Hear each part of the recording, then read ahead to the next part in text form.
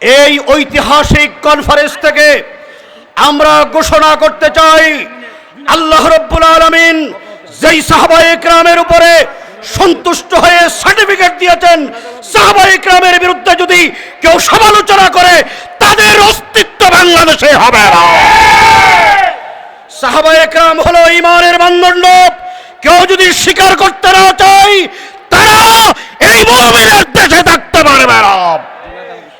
সংগ্রামী সাথী ও বন্ধুগণ, সাহাবায়ে কেরামের আজমত আর মুহাব্বত যদি দিলে না থাকে, মুমিনে কামেল হওয়া যাবে না।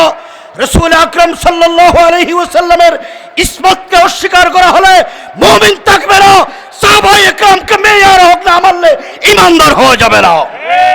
সুতরাং এই আজমতে সাহাবার বাংলাদেশের মুমিন মুসলমানরা সাহাবায়ে কেরামের মুহাব্বত আর ভালোবাসা, আজমত আর আদালত যেভাবে হৃদয়ে লালন করেন, এই হৃদয়ে লালন করে যারা সাহাবায়ে কেরামের সমালোচনা করে তাদের বিরুদ্ধে আমাদের অবস্থান স্পষ্ট ভাষায় ঘোষণা করতে চাই।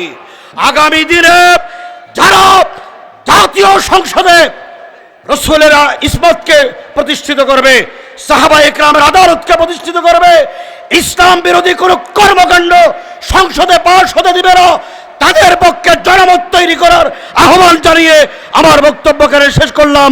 আসসালামু আলাইকুম ওয়া রাহমাতুল্লাহ। সংগ্রামী উপস্থিতি, এই পর্যায়ে আপনাদের ইয়া আইয়ুহাল্লাযীনা আমানু কামা আমানান নাস। আজকের এই সমাবেশের শিরোনাম হলো আজমতে সাহাবা।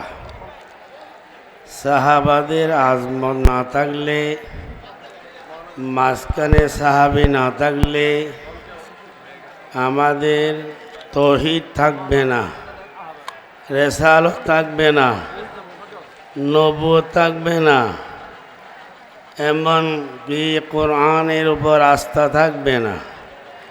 আমরা তৌহিদ চিনেছি, কোরআনের প্রতি আস্থা আছে, রিসালাতের উপর আস্থা আছে।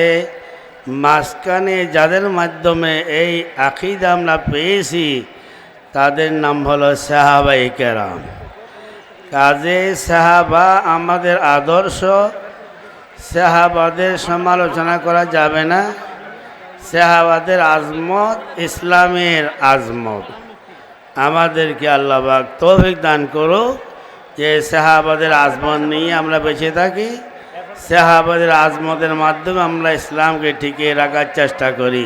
ওয়া আখির দাওয়ানা আলহামদুলিল্লাহি রাব্বিল আলামিন।